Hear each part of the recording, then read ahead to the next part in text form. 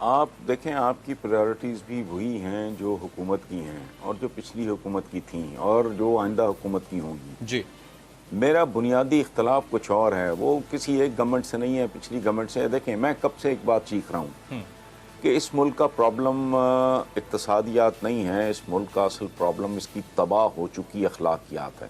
آپ اندازہ لگاؤ کہ سینکڑوں لوگوں کی زندگی موت، سینکڑوں خاندان سٹیک پہ ہوتے ہیں. آپ کے پائلٹس کے لائسنسز جعلی ہیں، ان کی ڈگریاں جعلی ہیں. اس ملک میں اس سونی دھرتی پہ بچوں کی خوراک جسے دودھ کہتے ہیں وہ خالص نہیں ملتی.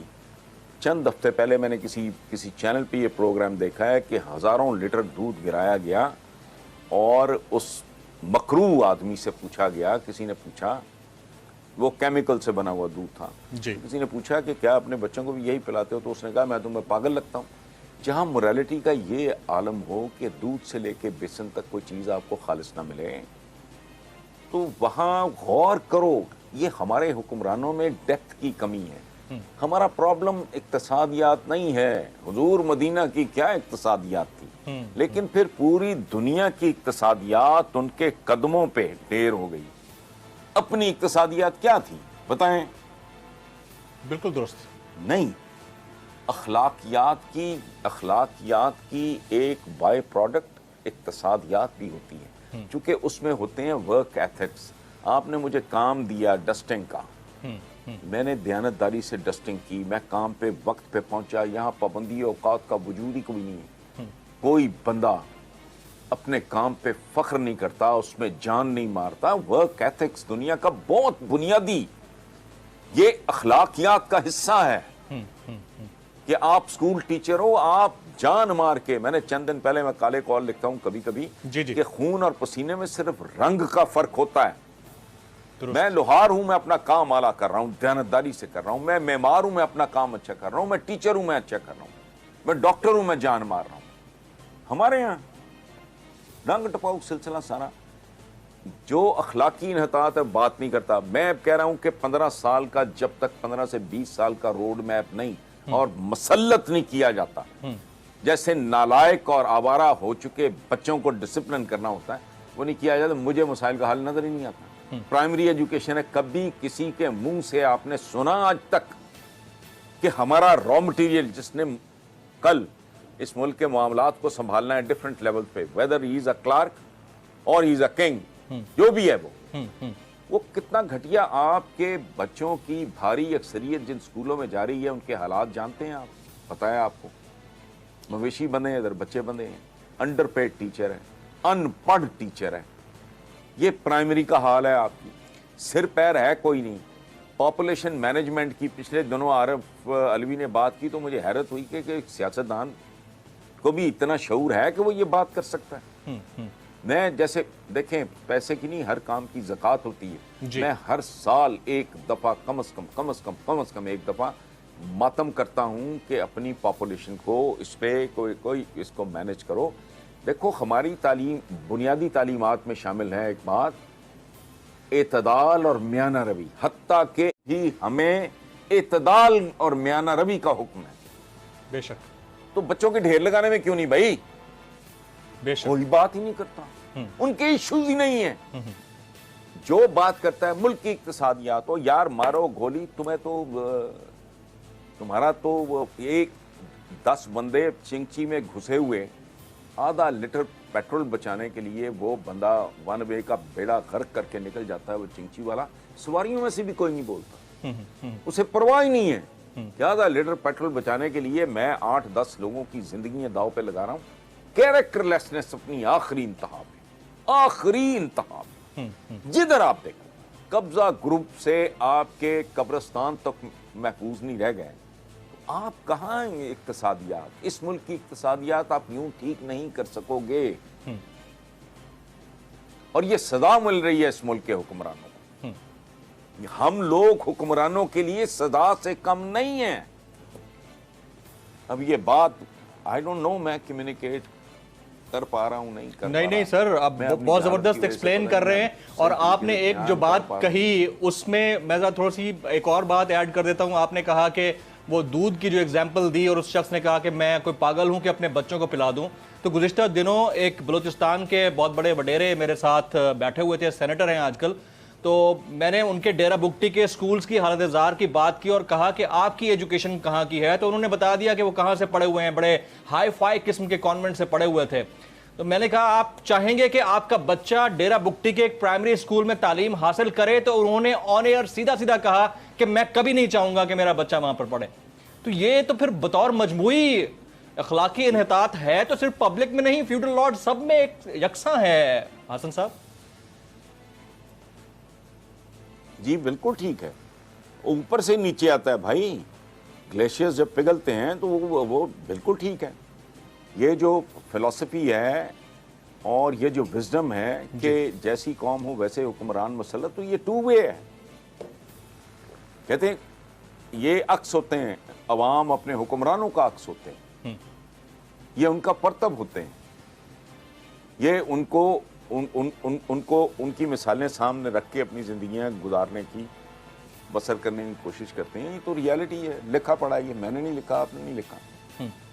تو ادھر تو جو کہتے ہیں نا دونوں طرف ہے آگ برابر لگی ہوئی ہے، ایک مصرع ہے بڑا مشہور، جی ہاں، جس کو میں نے تھوڑا چینج کیا ہے کہ چاروں طرف ہے آگ برابر لگی، اللہ اللہ، نہ کوئی ڈیپتھ ہے نہ کوئی ویژن ہے، بس ٹھیک ہے، سنی سنائی باتیں ہیں، میں نے کچھ آپ سے سن لیا، آپ نے اس سے سن لیا، اس نے اس سے سن لیا۔ یہ ایک جیسے آوارہ گرد نہیں ہے ایک زمانے میں کہ آوارہ گرد، وہ فلانا آوارہ گرد ہے، ہم فکری طور پہ آوارہ گرد لوگ۔ یہ دو ایشو سے میں نے آپ کو بتایا، مجھے سمجھ نہیں آتی کسی آدمی کو، کسی ذمہ دار آدمی کو اس ملک میں نیند کیسے آتی ہے۔ آج 22 کروڑ ہو تو بندہ بندے کو کھا رہا ہے، درست، پریکٹیکلی کھانے کا مطلب یہ نہیں ہوتا کہ آپ نے دیگ چڑھائی ہے اور مجھے اس پہ پھینک دیا ہے، کھا ہی رہے ہیں اور کیا کر رہے ہیں۔ عیدوں سے لے کے آپ کے رمضان المبارک، اندازہ لگاؤ انہی زبانوں سے جن سے یہ 4 گنا 3 گنا یہ مہنگائی کرتے ہیں، لوگوں کو لوٹتے ہیں، انہی زبانوں سے یہ مہینے کے بارے میں کیا کہتے ہیں، رمضان المبارک۔ وہ تم تو منحوس ہو، تمہاری حرکتیں منحوس ہیں، تمہارے افعال گندے ہیں، بالکل صحیح، تمہارا کیریکٹر کتنا شرمناک ہے، لیکن وہ کیے جا رہے ہیں۔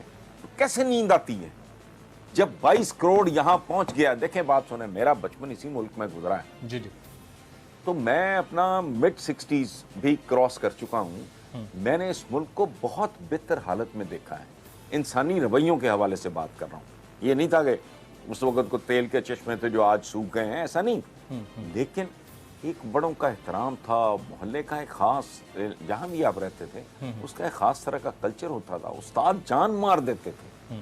میرے گھر میں، ہمارے بھیلی پور والے گھر میں آج بھی میرے اسکول ڈیز کے اساتذہ کی، ناطق علی صاحب ان کا ایک صوفی عبد الرحمان تھے، جی، ان کا میں ذکر کرتا رہتا ہوں، جیسے بندہ اپنے مرحوم والدین کو یاد کرتا ہے۔ تو بلکہ چند سال پہلے، رابطہ نہیں ہے کچھ سال سے، جی، ان کے صاحبزادے تھے، وہ تھے یہ جو لائبریریز ہوتی ہیں پورے پاکستانی، اس کے وہ ڈی جی ایف سم تھنگ جی، اسلام ہے، تو ہی کالڈ می، تو میں نے کہا مجھے صوفی صاحب کی تصویر بھیج دیں۔ میں ان ٹیچرز کو یاد کرتا ہوں۔ ہم اسکاؤٹس ہوتے تھے لائل پور کا، میری بیسک ایجوکیشن ہے، جی، 8 بازاروں میں ہم سال میں ایک بار ٹریفک کنٹرول، ہم بچے چھٹی کے بچے کیا ہوتے ہیں، یونیفارم پہنی ہوئی، وسلیں لٹکی ہوئی، اچھے خاصے بندے کو کہہ دیتے انکل آپ ٹھیک نہیں، یہاں نہیں گاڑی کھڑی کر سکتے، وہ اچھا جی بیٹا جی، اچھا جی، وہ اسمائل کے ساتھ۔ اب میں آج ٹی وی پہ دیکھ رہا تھا کسی بندے کو پتہ نہیں تہلام یا کوئی اس طرح کی عجیب سی جگہ ہے، تو وہاں مار کے انہوں نے، بندہ جانور کو یوں نہیں مارتا۔ تو ایک کسی کو پرواہ نہیں ہے، یہ کلیریکل قسم کے مائنڈز ہیں، یہ پڑھیں یہ یوں ہو گیا ہے، یہ وہ ہو گیا، اکانومی یوں ہو گئی ہے، قرضہ، وہ بھائی ٹھیک ہے، وہ میں جانتا ہوں، میں تو میری تو فارمل ایجوکیشن ہے ہی اکنامکس کی، مجھے پتہ ہے یہ کیا ہوتا ہے، یہ واقعی خطرناک ہے، یہ برا ہے، لیکن تمہیں جن باتوں پہ تمہاری نیند غارت ہونی چاہیے وہ کیوں نہیں ہوتی؟ 22 کروڑ یہ کر رہا ہے، مالثس کی تھیوری آف پاپولیشن ہے، آبادی بڑھتی ہے 2 سے 4، 4 سے 8، 8 سے 16، 16 سے 32، 32 سے 64، یہ ترتیب ہوتی ہے ہم جیسے ملکوں میں، خاص طور پر ویسٹ میں تو فریز ہی ہو گئی ہے، ہمارے ہاں یہ ہے۔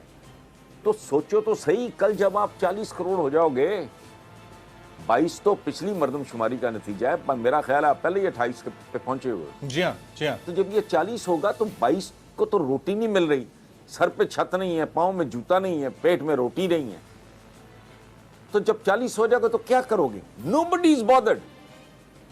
ये पॉपुलर किस्म की बातें लेके ना बैठ जाते हैं, इकोनॉमी का यूं करेंगे, डेंटिंग पेंटिंग, ये डेंटर पेंटर हैं इकोनॉमी के। वो असल तो प्रॉब्लम ही और है मुल्क का। Absolutely पत्थर right. बांध लिए जाते हैं पेटों पे, कैरेक्टर बन गया हो तो अच्छा वो नहीं है। हसन साहब, आपने एक बड़ी ज़बरदस्त बात कही और वो ये थी कि 14-15 साल तक कोई ऐसा बंदा होना चाहिए जो इनको डंडे के साथ सीधा करे ताकि ये कौम जो है जिस तरह आपके अल्फाज में बंदे की पुत्र बन जाए। मैं एक किताब पढ़ रहा था अफलातून की, और किताब का नाम था रिपब्लिक यानी जमहूरिया। उसमें एक बड़ा ज़बरदस्त जुमला लिखता है जी, बहुत बहुत जी बहुत मशहूर है कि doomed are the Nations who are governed bye dictators and traders.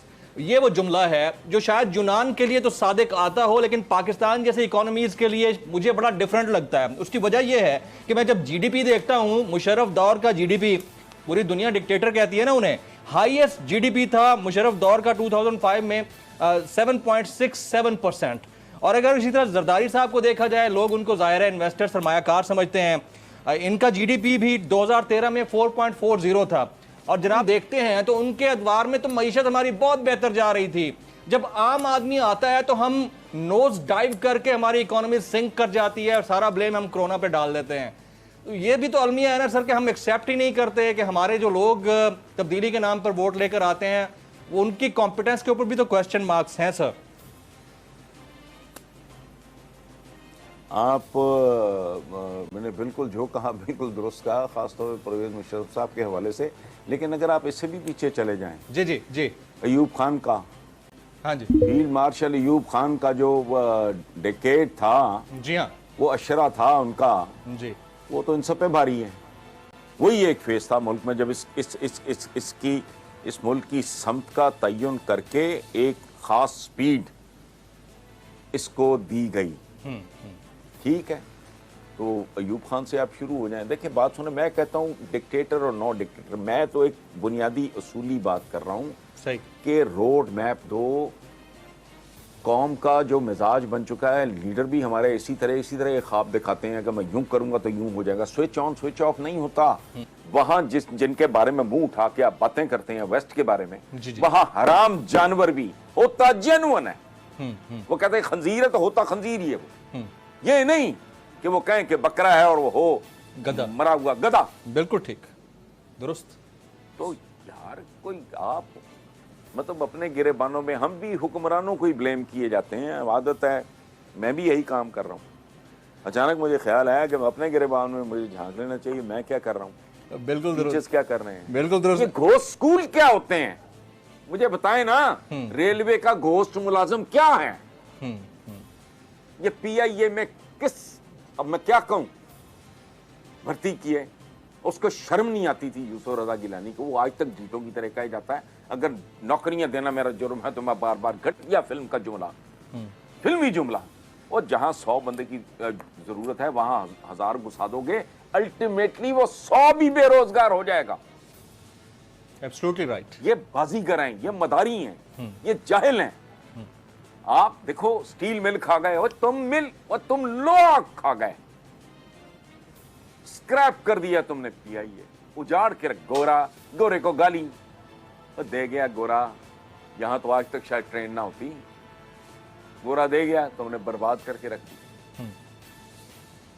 क्या हाल कर दिया तुमने उन यूनिवर्सिटीज का जो वो दे के गए। तो को थोड़ा कभी बंदा देख लेता है यार को हमने क्या किया, हमको क्या मिला, कैसे लोग थे। ब्यूरोक्रेसी आपकी किस लेवल की थी जब पाकिस्तान बना।